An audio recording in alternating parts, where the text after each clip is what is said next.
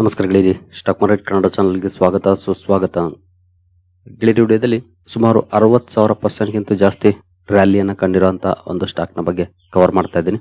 ಯಾಕೆ ಈ ಸ್ಟಾಕ್ ಈಗ ಮತ್ತೆ ಮುನ್ನೆಲೆಗೆ ಬರ್ತಾ ಇದೆ, ಆಕ್ಚುಯಲ್ ಆಗಿ ಏನಾಗಿದೆ, ಇನ್ವೆಸ್ಟರ್ಸ್ ಇದರಿಂದ ಕಲಿಬಹುದಾಗಿರುವಂತಹ ಪಾಠಗಳೇನು, ಈ ಎಲ್ಲ ವಿಷಯದ ಬಗ್ಗೆ ತಿಳ್ಕೊಳ್ಳೋಣ.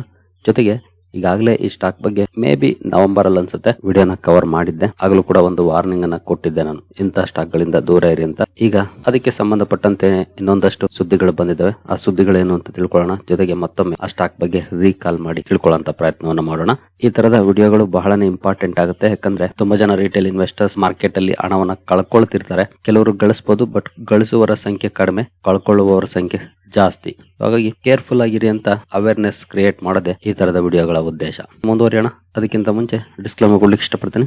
ಇಲ್ಲಿ ಕವರ್ ಮಾಡ್ತಿರುವಂತ ಯಾವುದೇ ಸ್ಟಾಕ್ ಅನ್ನು ಕೂಡ ರೆಕಮೆಂಡ್ ಮಾಡ್ತಿಲ್ಲ. ನೀವು ಫರ್ದರ್ ಸ್ಟಡಿ ಮೆಡಿಟೇಷನ್ ತಗೊಳ್ಬಹುದು. ಆಸ್ ಎಜುಕೇಶನಲ್ ಪರ್ಪಸ್ ನಾನು ವಿಡಿಯೋ ನಿಮ್ಮ ಮುಂದೆ ತರ್ತಾ ಇದ್ದೀನಿ. ಹಾಗೆ ಡಿಸ್ಕ್ರಿಪ್ಷನ್ ಅಲ್ಲಿ ಅಕೌಂಟ್ ಓಪನಿಂಗ್ ಲಿಂಕ್ ಇದೆ. ಅಕೌಂಟ್ ಅನ್ನು ಓಪನ್ ಮಾಡ್ಕೊಳ್ಬಹುದು. ಹೂಡಿಕೆಗೆ ಸಂಬಂಧಪಟ್ಟಂತೆ ನಿಮ್ಗೆ ಏನಾದರೂ ಸಪೋರ್ಟ್ ಬೇಕು ಅಂದ್ರೆ ಇಲ್ಲಿರುವಂತಹ ನಂಬರ್ಗಳ ಮೂಲಕ ನಮ್ಮ ಟೀಮ್ ನ ಕಾಂಟ್ಯಾಕ್ಟ್ ಮಾಡಬಹುದು. ಇಲ್ಲಿ ಮೆನ್ಷನ್ ಮಾಡಿರುವಂತಹ ಎಲ್ಲ ಸರ್ವಿಸಸ್ ನಮ್ಮ ಮೂಲಕ ಸಿಗುತ್ತೆ. ಬಟ್ ಇದಕ್ಕೆ ಕಂಡೀಷನ್ ಒಂದೇ, ನಮ್ಮ ಮೂಲಕ ಅಕೌಂಟ್ ಓಪನ್ ಆಗಿರಬೇಕು. ಹಾಗಾಗಿ ಅಕೌಂಟ್ ಓಪನ್ ಮಾಡ್ಕೊಂಡು ಕಾಂಟ್ಯಾಕ್ಟ್ ಮಾಡಬಹುದು.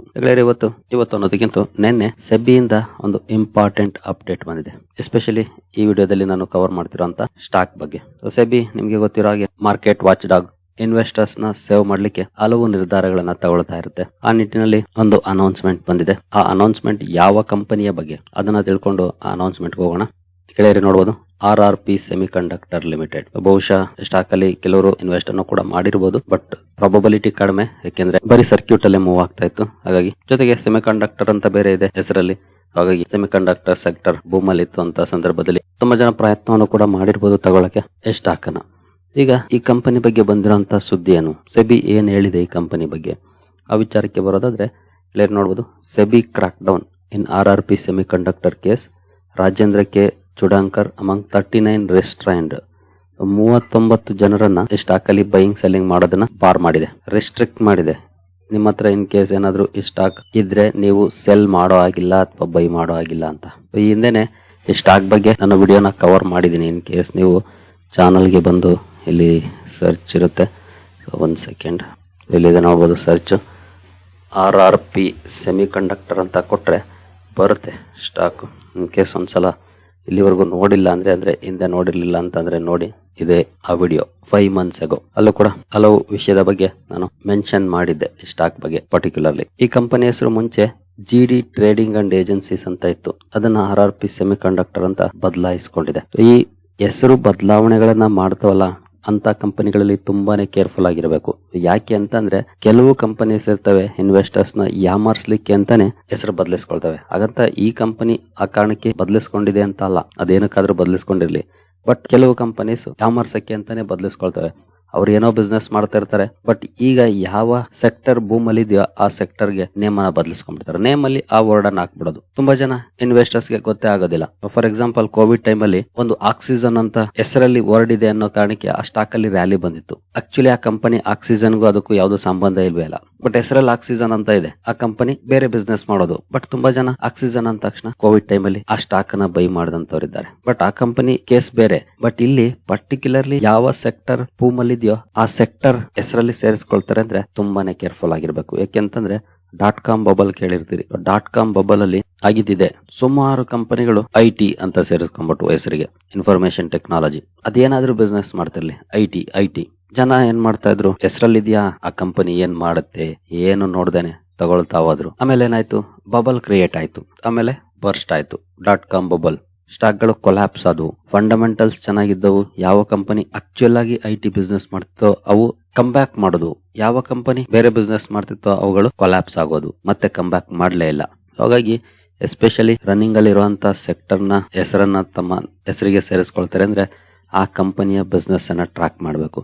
ಇನ್ ಕೇಸ್ ಈ ಕಂಪನಿಯ ವೆಬ್ಸೈಟ್ ಗೆ ಏನಾದ್ರೂ ವಿಸಿಟ್ ಮಾಡಿದ್ರೆ ಇಲ್ಲೆಲ್ಲೂ ಸೆಮಿ ಕಂಡಕ್ಟರ್ ಅಂತ ಇಲ್ವೇ ಇಲ್ಲ. ಒಂದು ಟ್ರೇಡಿಂಗ್ ಕಂಪನಿ ಇದು ನೋಡಬಹುದು. Business as agents, brokers, factors, commission agents, arhatiyas, buying and selling agents, distributors, indenting agents, ಈ ರೀತಿ ಇದೆ. ಕಂಪನಿಯ ವೆಬ್ಸೈಟ್ ಅಲ್ಲಿ ಕಂಪನಿ ಏನ್ ಕೆಲಸ ಮಾಡುತ್ತೆ ಅಂತ ಇದೆಯಲ್ಲ, ಅದರಲ್ಲೆಲ್ಲೂ ಸೆಮಿ ಕಂಡಕ್ಟರ್ ಇಲ್ವೇ ಇಲ್ಲ. ನೋಡಬಹುದು flats, houses, factories, warehouse, godown, shops, building and other structures. Trading ಆಕ್ಟಿವಿಟಿಯಲ್ಲಿ ಇರುವಂತಹ ಕಂಪನಿ. ಆಕ್ಚುಲ್ ಆಗಿ ಇದರಲ್ಲಿ ಸೆಮಿ ಕಂಡಕ್ಟರ್ ಅಂತ ಇಲ್ವೇ ಇಲ್ಲ. ಕಂಪನಿ ಏನ್ ಬಿಸ್ನೆಸ್ ಮಾಡುತ್ತೆ ಅನ್ನೋದ್ರಲ್ಲಿ ಟ್ರೇಡಿಂಗ್ ಏನಾದ್ರು ಮಾಡುತ್ತೇನೋ, ಬಟ್ ಕಂಪನಿ ಕೋರ್ ಬಿಸ್ನೆಸ್ ಏನು ಟ್ರೇಡಿಂಗ್ ಕಂಪನಿ. ಮುಂಚೆ ಟ್ರೇಡಿಂಗ್ ಕಂಪನಿನೇ ಇತ್ತು, ಹೆಸರು ಕೂಡ ಅದೇ ಇತ್ತು, ಬಟ್ ಆಮೇಲೆ ಚೇಂಜ್ ಮಾಡ್ಕೊಂಡಿದ್ದಾರೆ. ಏನು ನೆಕ್ಸ್ಟ್ ವಿಚಾರಕ್ಕೆ ಬರೋಣ. ಈ ಸ್ಟಾಕ್ ಯಾವ ರೀತಿ ಮೂವ್ ಆಗಿದೆ ಅಂತ ನೋಡಬಹುದು. ಒಂದು ವರ್ಷದಲ್ಲಿ 9,000% ರಿಟರ್ನ್ಸ್ ಅನ್ನ ಕೊಟ್ಟಿದೆ. 5 years ನೋಡಿದ್ರೆ 64,000%, ಅಂದ್ರೆ ಆಲ್ಮೋಸ್ಟ್ 65,000% ರಿಟರ್ನ್ಸ್ ಅನ್ನ ಕೊಟ್ಟಿದೆ. ಹಾಗಾದ್ರೆ ಈ ರ್ಯಾಲಿ ಏನಿದೆ ಇದಕ್ಕೆ ಫಂಡಮೆಂಟಲ್ ಸಪೋರ್ಟ್ ಮಾಡ್ತಾ ಇದೆಯಾ? ಆ ವಿಚಾರಕ್ಕೆ ಬಂದ್ರೆ ಕಂಪನಿಯ ಕ್ವಾರ್ಟರ್ಲಿ ಪರ್ಫಾರ್ಮೆನ್ಸ್ ಅನ್ನ ನೋಡೋಣ ಮೊದಲು. ಕ್ವಾರ್ಟರ್ಲಿ ನೋಡಬಹುದು. ಸೇಲ್ಸ್ ಅಲ್ಲಿ 2024 ಜೂನ್ ಅಲ್ಲಿ ಸ್ವಲ್ಪ ಸೇಲ್ ಆಗಿದೆ, 24 ಸೆಪ್ಟೆಂಬರ್ ಆಗಿ ಡಿಸೆಂಬರ್ 2024 ಆನಂತರ ಮಾರ್ಚ್ ಅಲ್ಲಿ ನೋಡಬಹುದು ಕಮ್ಮಿ ಆಯ್ತು. ಆಮೇಲೆ ಸೆಪ್ಟೆಂಬರ್ ಅಲ್ಲಿ ಮೈನಸ್ ಆಗ್ಬಿಟ್ಟಿದೆ, ಡಿಸೆಂಬರ್ ಅಲ್ಲಿ 0. ಒಂದು ವರ್ಷದಲ್ಲಿ ಬರೀ ಒಂದು ಕ್ವಾರ್ಟರ್ ಮಾತ್ರ ಸ್ವಲ್ಪ ಬಿಸ್ನೆಸ್ ಮಾಡಿದೆ, ಇನ್ನೆಲ್ಲ ಮೈನಸ್ ಇದೆ. ಇನ್ನು ನೆಟ್ ಪ್ರಾಫಿಟ್ ಗೆ ಬಂದ್ರೆ ಇಲ್ಲಿ ಇನ್ನೇನಿದೆ, ನೆಟ್ ಪ್ರಾಫಿಟ್ ಕೂಡ ಏನಿಲ್ಲ, ನೆಗೆಟಿವ್ ಇದೆ. ಇನ್ನು ಇಯರ್ಲಿ ಪರ್ಫಾರ್ಮೆನ್ಸ್ ಗೆ ಬಂದ್ರೆ 2025ರಲ್ಲಿ ನೋಡಬಹುದು 31 ಕೋಟಿ ಅರ್ನ್ ಮಾಡಿದೆ, 8 ಕೋಟಿ ಲಾಭವನ್ನ ಮಾಡಿದೆ. ಬಟ್ ನಂತರ TTM ಅಲ್ಲಿ ನೋಡಬಹುದು ಮೈನಸ್ ಇದೆ, 9 ಕೋಟಿ ಮೈನಸ್ ಇದೆ. ಬಿಸ್ನೆಸ್ ಏನಿಲ್ಲ 000 ಇದೆ, ಬಟ್ ಸ್ಟಾಕ್ ಅಲ್ಲಿ 65,000% ರ್ಯಾಲಿ. ಈ ತರ ರ್ಯಾಲಿ ಬಂದದ್ದು ಸಸ್ಟೈನ್ ಆಗ್ಲಿಕ್ಕೆ ಸಾಧ್ಯನಾ? ಖಂಡಿತ ಸಸ್ಟೈನ್ ಆಗೋದಿಲ್ಲ. ಜೊತೆಗಿಲ್ಲಿ ಬಹಳ ಇಂಪಾರ್ಟೆಂಟ್ ಏನಂತಂದ್ರೆ, ಈಗ ತಾನೇ ನೋಡಿದ್ವಲ್ಲ ಸೆಬಿ ಆರ್ಡರ್ ಅಲ್ಲಿ ಚೂಡಾಂಕರ್ ಅಂತ ನೇಮ್ ನೋಡಿದ್ವಿ. ಅವರ ನೇಮ್ ಪಬ್ಲಿಕ್ ಹೋಲ್ಡಿಂಗ್ ಅಲ್ಲಿ ಇದೆ. ಪ್ರಮೋಟರ್ ಹೋಲ್ಡಿಂಗ್ ನೋಡಬಹುದು 74.5% ಇತ್ತು, ಈಗ 1.28%. ಈ ಕಡೆ ಬಂದ್ರೆ ನೋಡಬಹುದು 1.28%. ಇಲ್ಲಿ ಪಬ್ಲಿಕ್ ಹೋಲ್ಡಿಂಗ್ ಚೆಕ್ ಮಾಡಿದ್ರೆ ನೋಡಬಹುದು ರಾಜೇಂದ್ರ ಕಮಲಾಕಂತ್ ಚೂಡಾಂಕರ್ 74% ಅವ್ರ ಹತ್ರನೇ ಇದೆ. ಜೊತೆಗೆ ಇಲ್ಲೇನು ಟೋಟಲ್ ಶೇರ್ ಇದೆ ಇದರಲ್ಲಿ 99% ಲಾಕ್ ಇನ್ ಆಗಿದೆ. ಜಸ್ಟ್ 1% ಶೇರ್ಗಳು ಮಾತ್ರ ಟ್ರೇಡ್ ಆಗ್ತಾ ಇರೋದು. ಯಾಕೆ ಅಂತಂದ್ರೆ ಈ ರಾಜೇಂದ್ರ ಕಮಲಾಕಂತ್ ಚೂಡಾಂಕರ್ ಏನಿದ್ದಾರೆ ಇವರು ಪ್ರಿಫರೆನ್ಷಿಯಲ್ ಇಶ್ಯೂನಲ್ಲಿ 74.5% ಸ್ಟೇಕ್ ಅನ್ನ ತಗೊಂಡಿರೋದು. ಪ್ರಿಫರೆನ್ಷಿಯಲ್ ಇಶ್ಯೂ ತಗೊಂಡ್ರಂದ್ರೆ ಇಷ್ಟು ದಿನ ಅಂತ ಲಾಕ್ ಇನ್ ಇರುತ್ತೆ, ಅಷ್ಟು ದಿನದವರೆಗೂ ಅವರು ಮಾರಾಟ ಮಾಡಂಗಿಲ್ಲ. ಇವರು ಅಷ್ಟೇ. ಇನ್ ಬೇರೆಯವ್ರು ಏನಿದ್ದಾರೆ ಇಲ್ಲಿ ಇವರೆಲ್ಲರೂ ಮೆಜಾರಿಟಿ ತಗೊಂಡಿರೋದೇ ಪ್ರಿಫರೆನ್ಷಿಯಲ್ ಅಲಾಟ್ಮೆಂಟ್ ಅಲ್ಲಿ. ಎಷ್ಟು ರೂಪಾಯಿಗೆ ಗೊತ್ತಾ? 12 ರೂಪಾಯಿಗೆ. ಸ್ಟಾಕ್ ಪ್ರೈಸ್ ಆಲ್ಮೋಸ್ಟ್ 12,000 ತನಕ ಹೋಗಿತ್ತು. ಈ ಪ್ರಿಫರೆನ್ಷಿಯಲ್ ಅಲಾಟ್ಮೆಂಟ್ ಏನಿದೆ ಅದೇ ಸ್ಕ್ಯಾಮ್ ಅಂತ ಹೇಳಲಾಗ್ತಿದೆ. ಅಂದ್ರೆ ಇನ್ಸೈಡರ್ ಗೆ ಅದನ್ನ ಕೊಟ್ಬಿಟ್ಟು ಸ್ಟಾಕ್ ಪ್ರೈಸ್ ಅನ್ನ ಮ್ಯಾನಿಪ್ಯುಲೇಟ್ ಮಾಡಿದ್ದಾರೆ. ಯಾಕಂದ್ರೆ ಫ್ರೀ ಫ್ಲೋಟೇ ಇಲ್ಲ, ಲಾಕಿನ್ ಅಲ್ಲಿ ಇದೆ 99%, 1% ಮಾತ್ರ ಶೇರ್ಗಳು ಟ್ರೇಡ್ ಆಗ್ತಾ ಇದೆ. ಇಂತಹ ಸಂದರ್ಭದಲ್ಲಿ ಈಸಿಯಾಗಿ ಮ್ಯಾನಿಪ್ಯುಲೇಟ್ ಮಾಡಬಹುದು. ಫಾರ್ ಎಕ್ಸಾಂಪಲ್ ಈ ಕಂಪನಿಯ ನಂಬರ್ ಆಫ್ ಶೇರ್ಸ್ ಇರೋದು ನೋಡಬಹುದು ಇಲ್ಲಿ 1,37,00,000. 1,37,00,000ದಲ್ಲಿ 99% ಲಾಕಿನ್ ಅಲ್ಲಿ ಇದೆ ಅಂತಂದ್ರೆ ಟ್ರೇಡ್ ಆಗ್ತಾ ಇರೋದು ಜಸ್ಟ್ 1,00,000 ಪ್ಲಸ್ ಶೇರ್ಗಳು. 1,00,000 ಪ್ಲಸ್ ಶೇರ್ಗಳು ಟ್ರೇಡ್ ಆಗ್ತಿದೆ ಅಂದ್ರೆ ಈಸಿಯಾಗಿ ಮ್ಯಾನಿಪ್ಯುಲೇಟ್ ಮಾಡಬಹುದು. ಯಾರಾದ್ರೂ 1,00,000ಕ್ಕೆ ಸುಮ್ನೆ ಆರ್ಡರ್ ಪ್ರೈಸ್ ಮಾಡಿದ್ದಾರೆ ಅಂತ ಇಟ್ಕೊಳ್ಳಿ, immediately stock price upper circuit ಹೋಗುತ್ತೆ. ಈ ರೀತಿ ಫ್ರೀ ಫ್ಲೋಟ್ ಕಡಿಮೆ ಇರೋವಾಗ ಈಸಿಯಾಗಿ ಸ್ಟಾಕ್ ಪ್ರೈಸ್ ಮ್ಯಾನಿಪ್ಯುಲೇಟ್ ಮಾಡಬಹುದು, ಫೇಕ್ ಡಿಮಾಂಡ್ ಅನ್ನ ಕ್ರಿಯೇಟ್ ಮಾಡೋ ಮೂಲಕ.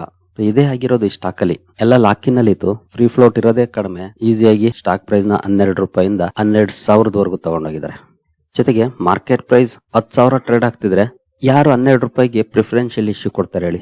ಯಾಕಂದ್ರೆ ಪ್ರಿಫರೆನ್ಷಿಯಲ್ ಇಶ್ಯೂ ತಗೊಂಡ್ ಸ್ಟಾಕ್ ಪ್ರೈಸ್ 10,000 ಇದೆ ಅಂದ್ರೆ ತಗೊಂಡ ತಕ್ಷಣ ಬಿಲಿಯನರ್.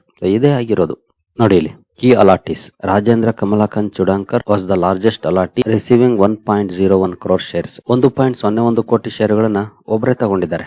1,37,00,000 ಶೇರುಗಳು ಟೋಟಲ್ ಶೇರುಗಳು ಇರೋದು, ಅದರಲ್ಲಿ 1,01,00,000 ಇವರೇ ತಗೊಂಡಿದ್ದಾರೆ.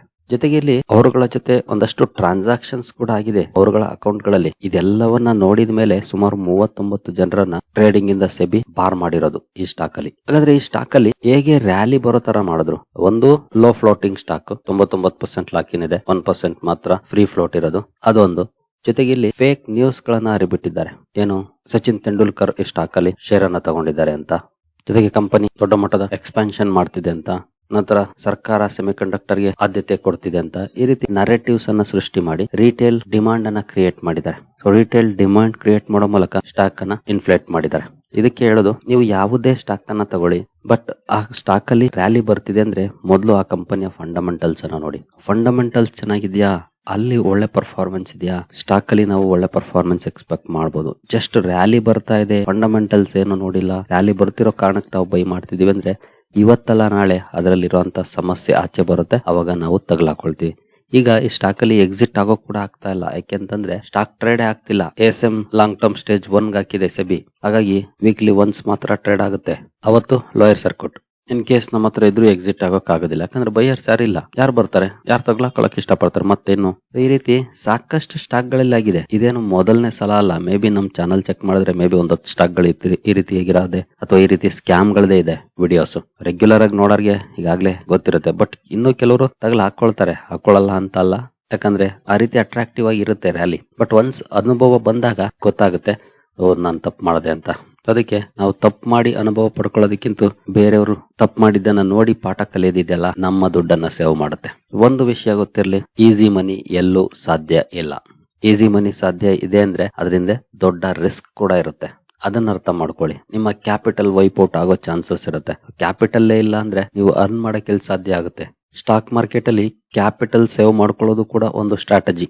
ಅದಕ್ಕೆ ರಾಕೇಶ್ ಜುಂಜುನ್ವಾಲಾ ಅವ್ರು ಹೇಳ್ತಾರೆ, ಮಾರ್ಕೆಟ್ ಅಲ್ಲಿ ತಪ್ಪು ಮಾಡಿ ಆದ್ರೆ ಇನ್ನೊಂದು ತಪ್ಪು ಮಾಡೋಕೆ ಅವಕಾಶ ಇಟ್ಕೊಂಡು ತಪ್ಪು ಮಾಡಿ ಅಂತ.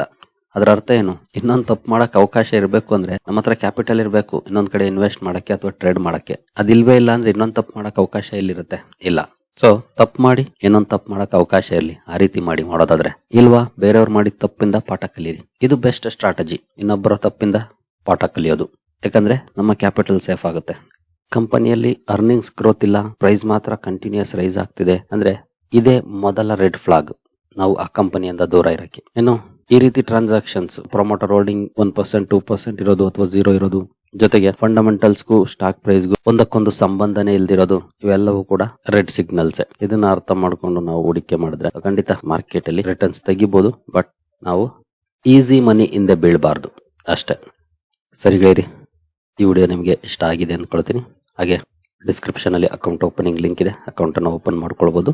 ಮುಂದಿನ ವಿಡಿಯೋದಲ್ಲಿ ಸಿಗೋಣ. ಅಲ್ಲಿವರೆಗೂ ಜೈ ಹಿಂದ್, ಜೈ ಕರ್ನಾಟಕ.